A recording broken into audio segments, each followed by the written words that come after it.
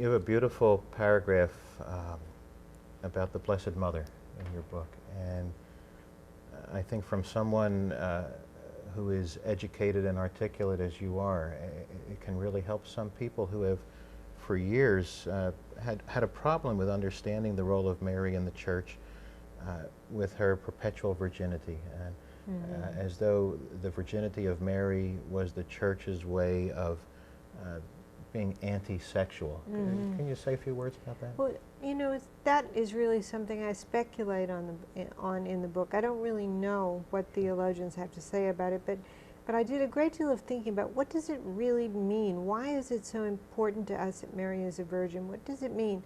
And I realized that in the first century, when a woman married, she became the chattel of her husband. That's what she became legally. And until she married, she was really the property of her father. But when you have the Virgin Mary, when you have the Virgin Mother of Christ, she's not the property of anybody. She's not the property of Joseph, and she's not the property of her father anymore. She's the property of God. And I thought that's what this is all about. That's why it's so important to us that we venerate and honor the virginity of Mary, the perpetual virginity, because she didn't belong to anybody. She was free totally to give herself to the Christ child. And when that hit me, it was, well, you know, I'd like to hear what people think about it, because it is speculation on my part, but it's something I felt very strongly. And it sort of sets the pattern for really the whole Christian life. When we see ourselves as property of God, then our issues of freedom become issues of how do I now choose for God in this situation. Exactly. Well, it's been an amazing journey, you know, to go from very successful fiction into this beautiful Christ the Lord series, which is based on nonfiction, but it's a fleshing out, a fictional fleshing out. Now the memoir. What do we have to look forward to next? Well, I want to do a variety of Christian fiction. I really do. I want to work first and foremost on Christ the Lord.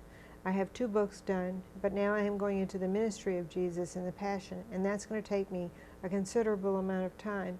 And I've done the memoir, which is another form of writing for Christ, but I'm also interested in doing a Christian fantasy series. I can't say too much more about it now because it's still in the formation stage, but I think it's something that my readers, particularly those who like the Vampire Chronicles for their religious content or their spiritual content, I think they'll enjoy it. But I want to do a lot of different things. I would love to make movies, just Christmas movies if I could. And this Christian fantasy series is very important to me. And I'm very interested in seeing what I can do with it. Again, I want to do a whole lot of stuff. I'd love to write a big first century novel about the Christians in the world of Quo Vadis and the Robe, you know, something like the novels we had when I was a kid. I would love to do something like Ben-Hur, dare I say it, you know. But there are a whole variety of things that Cecil B. Rice. Cecil B. Rice, right.